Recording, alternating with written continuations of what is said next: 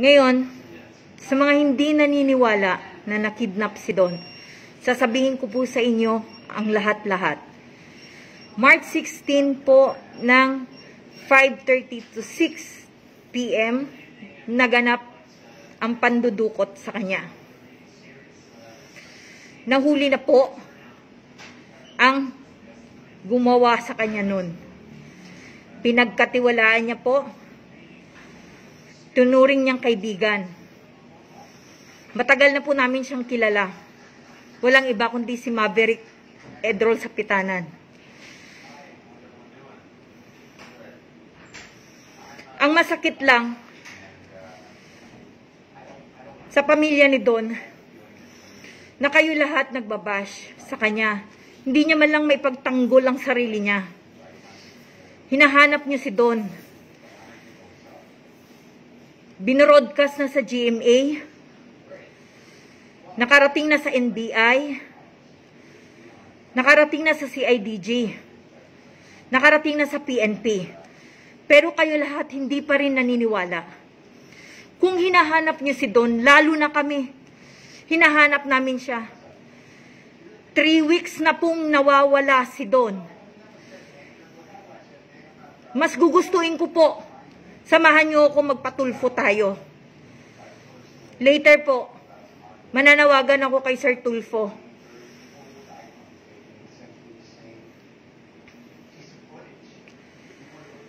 Naawa po ako sa inyo. Naintindihan ko po kayong lahat. Pero, hindi po may pagtanggol ni Don ang sarili niya dahil siya po ay wala. At sa mga nagsasabi po na si Don okay, nakita na, nasa clinic siya, wala pong katotohanan lahat yun. Fake news po yun lahat.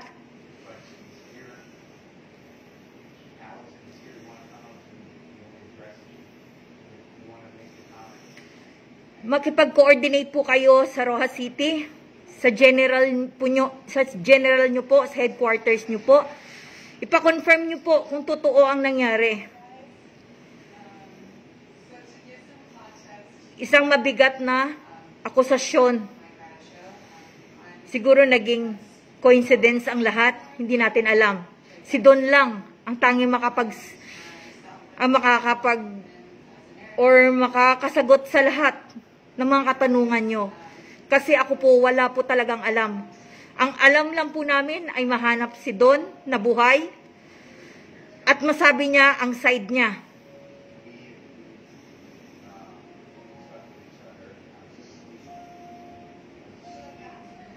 Hindi nyo po nararamdaman yung nararamdaman namin. Alam ko po, naintindihan ko kayo, galit kayo. Dahil akala nyo na scam kayo or what. Ito na lang isipin nyo ha. Ngayon ko nga lang to nalaman nung nadukot na si Don. Ito may nagsabi, bakit daw nakakapag-post si Don gamit ang account niya? How come daw? Okay, ganito sasabihin ko sa inyo ha. March 16 po, 2021, dinukot si Don ng mga armadong tao. Ang kilala lang po namin si Maverick. Nangyari po ito, bago po nangyari ang pangingidnap o robbery sa bahay ni Don. Si Maverick Sapitanan, supposedly, magkikita sila ni Don sa labas, sa Alabang.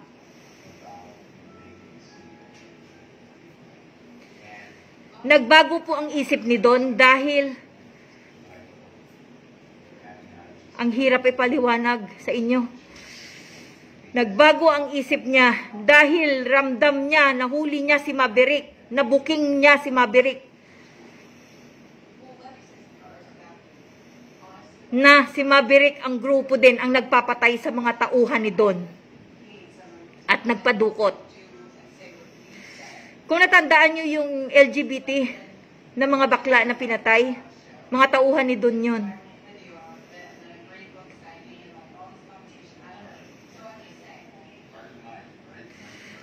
Napakasakit lang kasi ang daming nagbabash hindi naniniwala. Bakit hindi nyo tanungin ang otoridad dyan sa Rojas? Para maliwanagan man lang kayo.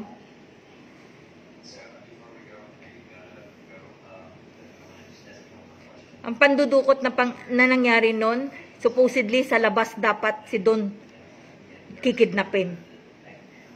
Naramdaman ni Don yun, nagagawin sa kanya ni Maverick. Nagbago ang isip, nag-twist ang isip ni Don. Instead na magkita sila sa alabang, ang nangyari pinasundo si Maverick. Kaya kung nakikita niyo sa video, si Maverick sinundo. At doon siya nakaupo sa likod ng driver, hindi sa harap. Nagduda sa kanya ang driver bakit lumipat siya sa likod. Bago nangyari yon, may nakaabang na 2 sasakyan sa bahay nila doon. Pumasok si Maverick sa bahay, may dalang barel. Natural po na papasukin si Maverick dahil kilala siya, labas-pasok siya. In short, inuutusan siya ni Don. Tauhan siya. Pinagkatiwalaan siya sa pera. Dahil nga matalik na kaibigan, di ba? Matagal niyang kakilala. Pero dahil may pakiramdam na si Don that time, nagtaka ang mga tao sa bahay nila Don. Bakit naka-bulletproof na siya at may dalang baril? Ang guard walang kinalaman, walang alam. Akala niya, natural lang. Tao ni Don eh.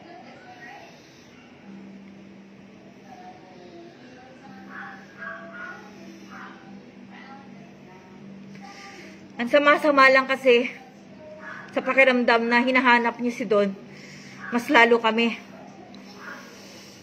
3 weeks nang nawawala si Don, hindi namin alam kung buhay o patay. Dapat nga po kayong naghahanap sa kanya para magkaroon ng linaw ang lahat. Dapat imbis na magalit kayo, dapat ang ipanalangin nyo na makita si Don na buhay. Para at least man lang, mabayaran kayo, mabigyan ng hustisya lahat. Hindi naman nagtatago si Don. Nakita ko, FB niya, bukas. Nadukot siya sa bahay niya. Ibig sabihin, hindi siya nagtago. Nung one time na pinaalam niya sa amin na nagtago siya, dahil may gustong kumidnap sa kanya. Nakausap niya si Maverick that time. Sabi niya sa amin, mag-ingat daw kami kay Maverick sa Pitanan. Dahil nabuking niya na daw si Maverick. Si Maverick daw ang may pakana ng lahat. Itong si Maverick, nagpanggap na kinidnap daw siya. Doon nga kami nagtataka eh. Sino nagkidnap sa'yo? Sabi ni Don, bakit ka kinidnap? Sino? Napablatter mo na ba? Bago mangyari to. Binugbog ka, sabi ni Don sa kanya. Binugbog ka. Nakuha mo pang mag-text. Bakit hindi mo ipablatter?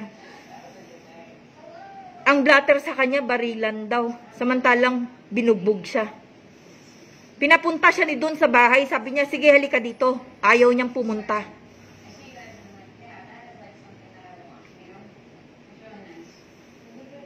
Ang hirap ipaliwanag sa inyo kasi hindi kayo naniniwala. Hindi din kayo naniniwala sa CIDG, sa PNP, sa NBI. Lahat nakarating na to. Kung gusto niyo ipatulfo, tutulungan ko pa kayo. Manawagan tayo kay Tulfo. Ang sa amin lang, ma-recover namin si Don. Buhay man o patay na. Masakit sa amin kasi hindi niya malang maipagtatanggol sarili niya. Ang alam ko dati kayo nagmamahal sa kanya. Hinahanap niyo si Don sa account na to. Paano niyo hahanapin ang isang taong nawawala?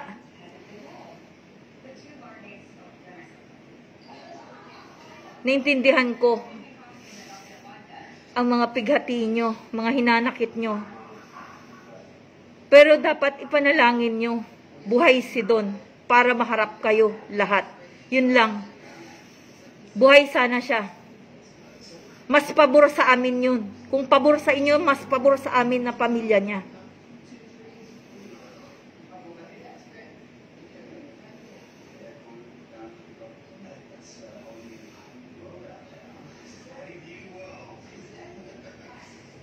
Nagpapasalamat ako kay ex-mayor Ike Patricio dahil nung time na nagsumbong kami sa CIDG, alam niya kaagad ang nangyari. Tumawag ang general ninyo dyan sa Capiz, dito sa CIDG NCR, para i-confirm kung totoo nga ang kidnapping. Sinagot ng CIDG NCR. May nagsumbong, may nag-report. Totoo po yun. Hindi po sila pwedeng magsinungaling dyan. Isang beses lang po ako mag-live sa inyo. At ito inuulit ko. May nagtanong pala, bakit daw pala na-access yung account ni Don? Okay, ganito po yun. March 16, 2020, nadukot si Don. Kinuhanan lahat sila ng cellphone, gadget, laptop, jewelry, pera, maleta, lahat nilimas sa kanila, sa kanilang bahay. Thanks God, isang cellphone ang naiwan. Supposedly, dala-dala nila yon. Nakalimutan, nakaligtaan. Isang cellphone. Isang cellphone na nakapag-report sa akin na si Don dinukot. Nung gabing alas 8, Las Piñas, PNP, nag-report po kami na nawawala si Don. That day, sabi ng mga armadong tao na kasamahan ni Maverick sa Pitanan, babalik daw sila sa lugar. Kinuha ni Maverick lahat ng susi ng sasakyan, pati susi ng bahay. Dali-dali kaming bumalik sa bahay, kinuha namin ang SD card. Yun ang unang-unang inisip namin, para at least man lang doon, malaman namin kung sino ang mga tao sa likod ng pandudukot na yon.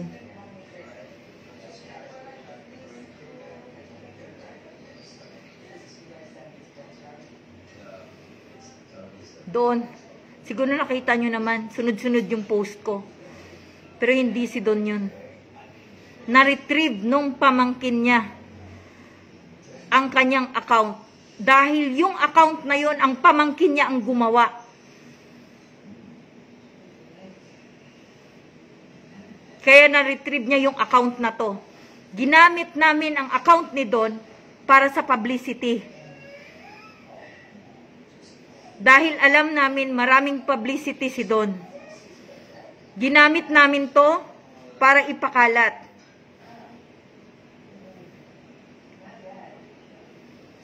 Hindi ko po hinihingi sa inyo ang simpatya o maawa o maniwala. Ito lang po ang sasabihin ko. Lahat ng sinasabi ko may katotohanan. Saan man tayo makarating, pwede nyo akong kasuhan kung hindi ako nagsasalita ng tama o nagsisinungaling ako. Pero sa ngayon, bakit ako nagkakaganito? Takip ang mukha ko. Dahil hindi pa nahuhuli si Gino Ledesma at si Marlon Guevara, nakasabwat ni Maverick. Nakasamahan niya sa gym. At sa likod nito, nagpakilala daw silang NBI. Hinahanapan sila that time. Kaya nagtagal sa bahay ang mga armado. Kulang-kulang 1 oras inabot nila. Hinahanapan sila ni Don kung saan at anong dahilan bakit nyo ako kukuhanin.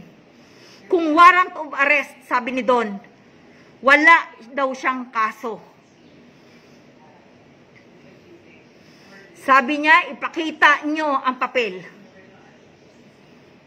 Pinaluhod lahat ng tao doon sa bahay para hindi makita ang mukha. Pero thankful kami dahil may CCTV. Yun ang hindi sila aware doon. Kahit hinugot man nila yon, umaandar pa rin yun. Doon sila nagkamali. Ito si Maverick, unprofessional robbery, pumasok na sa kidnapping, nabulag sa pera. Ang bali-balita sa kanya, palit ulo daw. Kasi itong si Maverick involved sa drugs. Tapos, may narinig kaming balita na gusto niya daw umalis. Actually, sinabi to ni Don.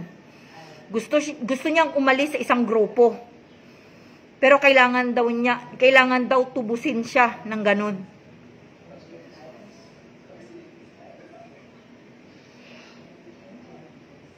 Hindi ako natatahimik, hindi natatahimik ang pamilya ni Don hanggat hindi siya nakikita. Alam mo, Gino Ledesma, Marlon Guevara Reyes, itinuro kayo ni Cyril Nolan at saka ni Maverick sa Pitanan. Kayo ang kasama. At hindi na rin kayo pwedeng mag-deny dahil kitang-kita sa CCTV ang ginawa nyo. Yun ang magpapatunay. Anyway, 48 hours lang ang hot pursuit kila Marlon at saka kila Gino. Ngayon, finailan sila ng regular filing. Dahil ang unang nahuli sila Maverick. Kaya nagkaroon ng inquest kaagad. Yung sinasabi nilang ginapang, may narinig din ako na ginapang na ng Chinese ang pamilya ni Don. Wala pong katotohanan yun. Ang dami pong fake news. Wala pong katotohanan na nakita na si Don, na na-recover na nasa clinic na. Wala po. Ako magsasabi sa inyo, wala pong katotohanan lahat yan. Unang-una ang makakaalam, kami po na pamilya niya. Kung na-recover na si Don. Kami po ang unang-unang makakaalam. At ako po mismo ang magpo-post kasama ang GMA pag na-recover na si Don. Buhay man po o patay. Masakit man isipin na patay. Pero 3 weeks, ano pang ini-expect namin? Masakit sa amin. Sa inyo pera. Pero bigyan nyo ng chance si Don na magpaliwanag sa inyo kung buhay. Pera ang nawala sa inyo, paano ang pamilya niya? Pera, buhay. Pasalamat kami kung buhay si Don. Makita lang namin buhay si Don. Masaya na kami.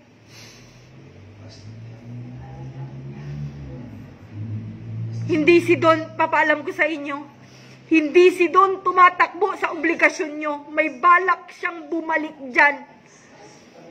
Nagkaroon lang siya ng problema sa SEC. Doon nag-umpisa. Pero wala siyang balak tumakbo sa inyo. Kasi kung may balak siyang tumakbo sa inyo, hindi na yan siya madudukot sa mismong bahay niya. Kung sasabihin yung drama, okay. Karapatan niyo po yun magsalita. Dahil wala po kayo sa pangyayari. Ang tangi ko lang pong sabihin, kung gusto nyo talaga, sige po, mag-a-announce ako mamaya, magpapatulong tayo kay Tulfo. Dahil nararamdaman ko yung mga pighati nyo. Sana naman po, pakiusap lang. Hanggat hindi pa nakikita si Don, hanggat hindi pa madepend ni Don ang kanyang sarili, kung anong nangyari sa kanya, siya lang po ang tanging makakasagot nun sa inyo. Sana po, nakikiusap ako. Masakit po sa amin na maririnig ang pambabash nyo. Nawala yung tao, hindi niya maipagtanggol ang sarili niya.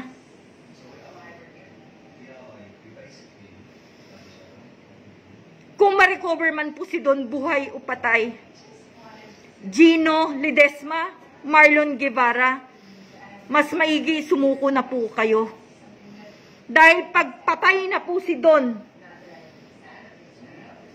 at lumabas na po yung warrant of arrest ninyo at nagbabala kayong tumakbo pa din sa batas, hindi ko po alam kung anong gagawin sa inyo. Sa pamilya po, nananawagan po ako sa inyo. Sa pamilya po ni Gino Ledesma at saka ni Marlon Guevara Reyes. Kung maaari po sana, isuko nyo na po yung anak ninyo. Dahil darating at darating ang panahon, lalabas ang warrant of arrest nila. Tapos na po yung 48 hours na hot pursuit sa kanila. Kaya finailan na po sila ng supplemental affidavit kay kay Gino Ledesma. Kasi hindi pa na tukoy ang tunay niyang pangalan. Kaya nahuli siya.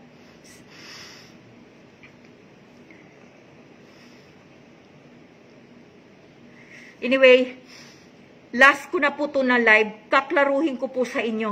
Hindi pa po nakita si Don, wala sa klinik na sinasabi. Hindi po nagtatago si Don dahil siya po ay dinukot.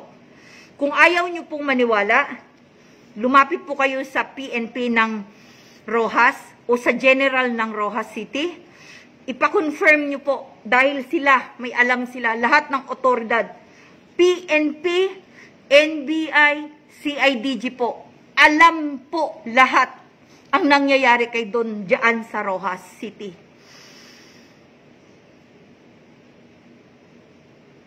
Yung kaso nyo po ng payout, iba po sa kaso namin. Kayo habol nyo, payout. Okay. Paano nyo mahabol ang payout kung wala si Don? Kaya kung maaari, tulungan nyo nga ako eh.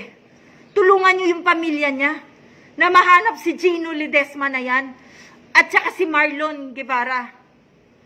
Dahil sa likod niyan, may nakapagsabi na sa likod daw na eto,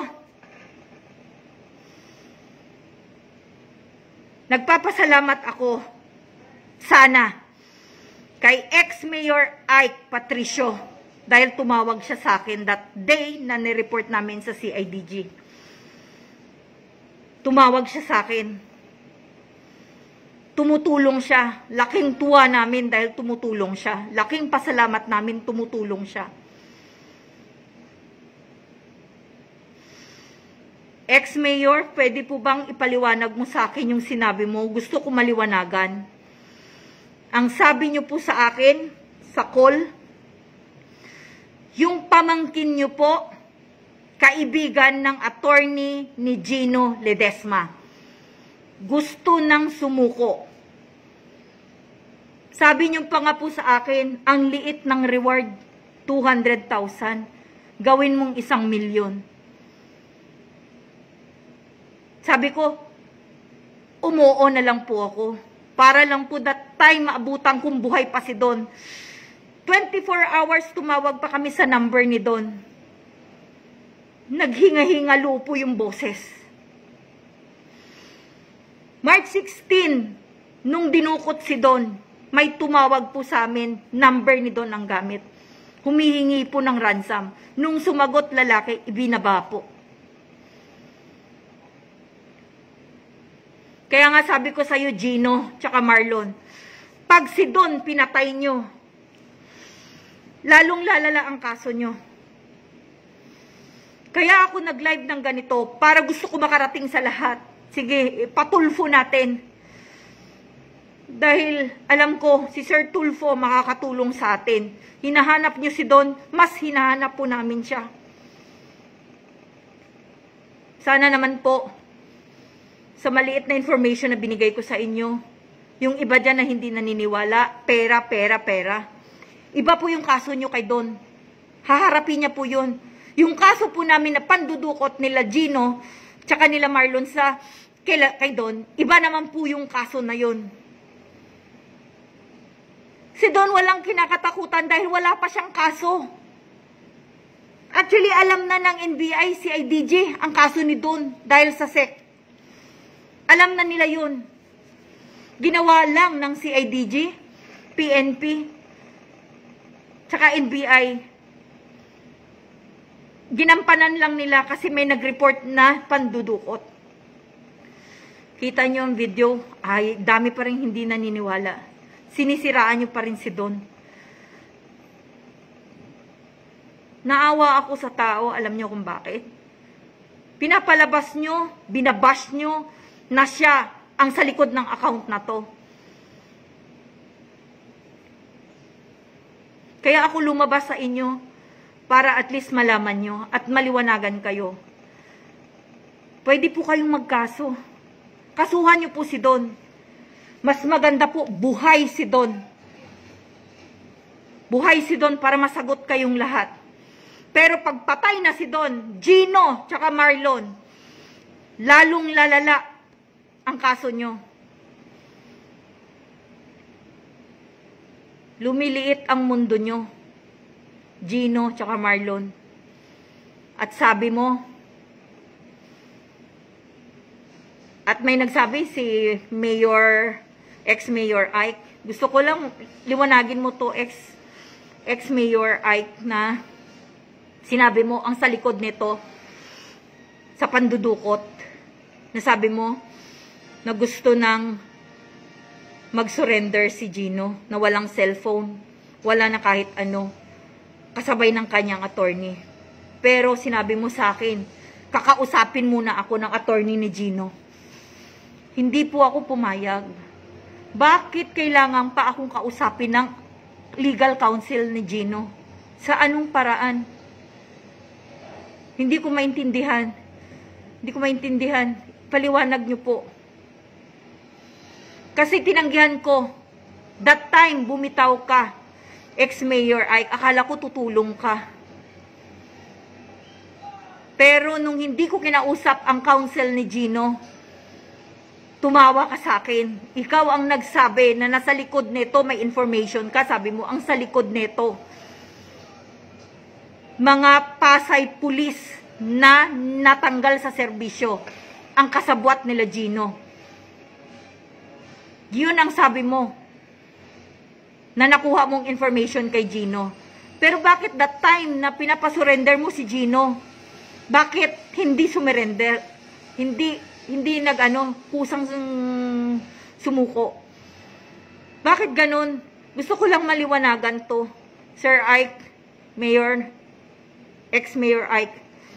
Bakit ganun? May alam po kayo sa pangyayari. Bakit po may alam kayo ngayon? Gusto ko malinis yung pangalan nyo. Bakit po kayo may alam dito? Gusto ko lang po ipaliwanag nyo. At nung tinanggihan kong kausapin ako ng counsel ni Gino, wala na. Tumawa ka lang sa akin.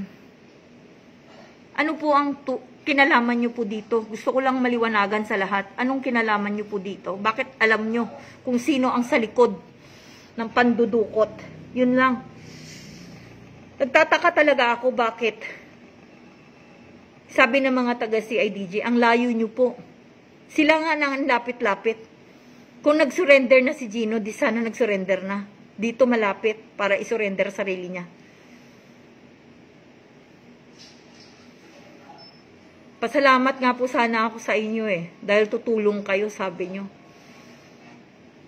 Pero bakit? Sabi mo susurrender, pero bakit wala? Walang Gino.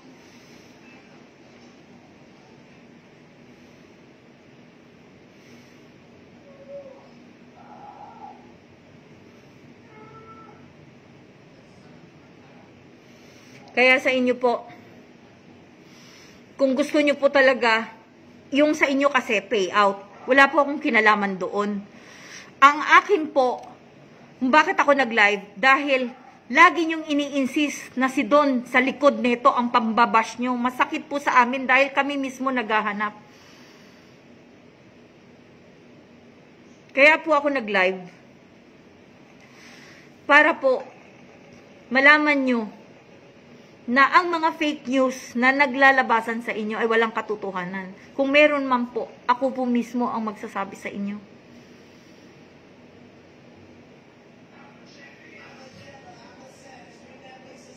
Three weeks na po, nawawala si Don. Masakit isipin. Alam niyo po kung bakit? Nagme-maintain po yun ng gamot. Yun ang inaalala ng pamilya. May high blood po siya. May diabetic po siya. May asthma po siya. May bali po yung braso nun at may bali po yung paa nun. Ginapos po siya, napatalikod. May bali yung arm niya. Fractured yun. Hindi pa yung gaano magaling. Pero anong ginawa?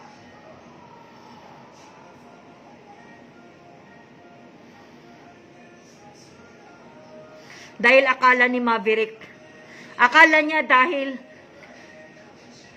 may problema si Don sa Rojas, akala niya hindi magsusumbong kung gagawin niya to kay Don. Akala siguro ng Maverick na to, hindi na yan, hindi na yung magsusumbong. Dahil may problema na yan sa Rojas. Actually, wala pang kaso si Don. At haharapin niya po kayo. May threat po sa kanya. Kaya siya naglaylo. Yung threat na yon, alam niyo kung bakit? Si Maverick ang nagsabi sa kanya. Sabi niya, may gustong magdumukot sa'yo. Sabi niya ganun, hindi ka daw dudukutin dyan sa bahay, sa labas. Doon na nagtaka si Don. Bago nawala si Don, nasabi pa sa amin yan. Na-record ni Don sa cellphone. Pautal-utal siya habang nagrarason kay Don. Pinaamin siya ni Don kung may kinalaman siya sa pagpatay kay Erica, yung mga bakla na tauhan ni Don. Ramdam ni Don that day na dinukot siya, sa labas siya dudukutin. Tanong sa kanya ni Don, paano mo nalaman na dudukutin ako? Naikwento pa yan ni Don bago siya nadukot.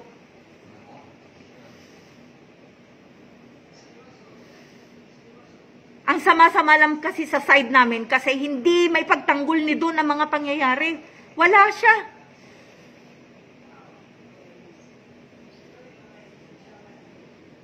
Ngayon kung hindi pa rin kayo naniniwala, pwede po kayong magkaso. Sana, sabi ko, makitang buhay si Don. Yun lang. Kasi may mga kasagutan at itatanong pa kayo kay Don na dapat pa ninyong malaman. At kung yung sinasabi nyo mga pay-in nyo yan, pay-out, ano ba yan? Harapin ni Don yan kung may problema siya sa inyo. Pero walang kaso si Don Ang buong akala ni Maverick, okay na, pwede yan dukutin, pwede yan kidnapin, kasi hindi na yan papalag. Dahil may problema yan sa Rojas. Yan yun. Si Maverick napaka-unprofessional kidnapper. Ambisyoso, in short.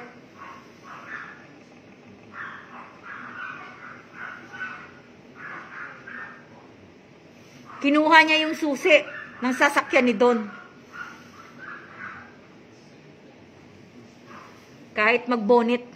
Yung sa video, kung mapapansin nyo, may audio po yun. Isinigaw ni Don ang pangalan ni Maverick sa pitanan, nakabonit. Nakabonit, sabi nakabonit. Ibig sabihin, kilala siya ng mga tao kahit magbonit siya. Matagal na siyang kilala. Siya lang yung bukod tanging nakakalabas-pasok doon sa bahay nila Don. Kaya yung guard walang question doon pag pumasok siya. Tauhan siya ni Don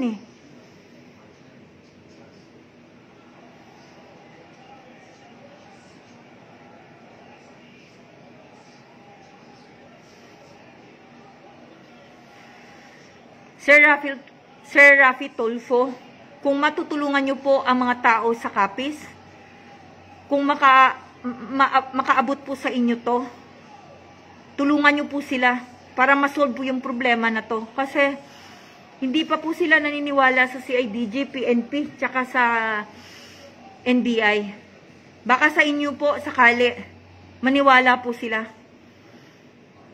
Kasi ang mga tao sa Capiz po, laging sigaw, ipatulfo na ipatulfo. Sir Rafi Tulfo, humihingi po ako sa inyo ng tulong. Kung panghimasukan nyo po ang problema na to, mas maganda po.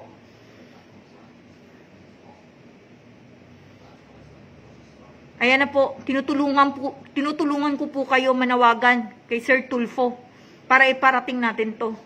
Ibig sabihin, pag tinawag mo si Sir Tulfo, hindi to biro. Maraming hindi naniniwala. Hindi ko kayo mabiblame. Sana lang po. Sana lang. Buhay si Don. Hindi po namin alam kung kayo po sa katayuan namin nag-aalala. Hindi po namin alam kung ano ng katayuan niya. Kung hindi man po siya mamamatay sa torture ng kidnappers niya, baka ang ikakamatay niya po yung maintenance niya. Pag wala po yun inhaler, malamang kukulangin siya sa hininga. Yung pula dito sa ulo niya, may hard object na binugbog siya or sinuntok siya kasi nanlaban pa siya. Kaya tumagal kulang-kulang 1 oras bago nila pinalabas si Don. Kasi ayaw sumama. I hope narinig nyo yun sa audio. Yung CCTV na yun, may audio yun. Maliit na salita, maririnig mo yun.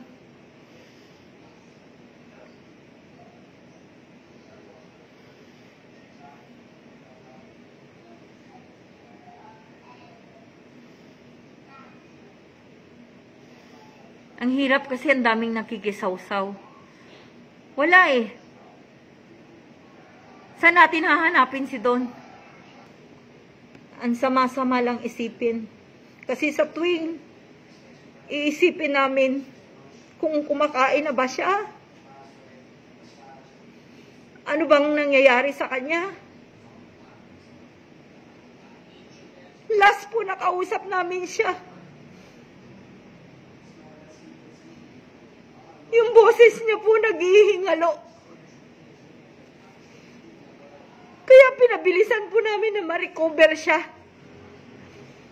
Nung March 17 hanggang 18, 19, hanggang ngayon. Hindi niyo po naintindihan yun. Wala kayo sa kalagayan namin. Ang hinahanap niyo pera. Ang hinahanap namin buhay ng tao.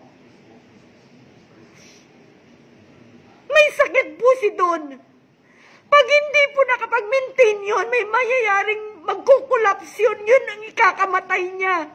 Ang dami niyang maintenance. Ewan ko kung naintindihan niyo. Pero hindi ko kayo masisisi. Kaya nga nakipagtulungan nga ako sa inyo eh. Ilapit natin kay Tulfo, kaya kumasok kayo. Kung buhay si Don, haharapin kayo. Lahat biniblame nyo kay Don.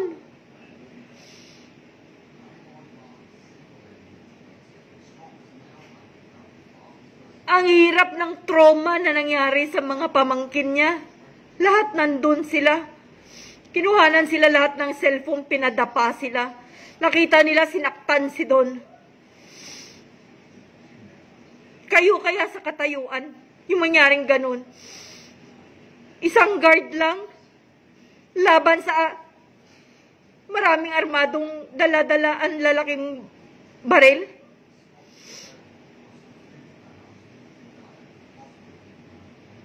Anong kakayanan ng guard para ipagtanggol niya?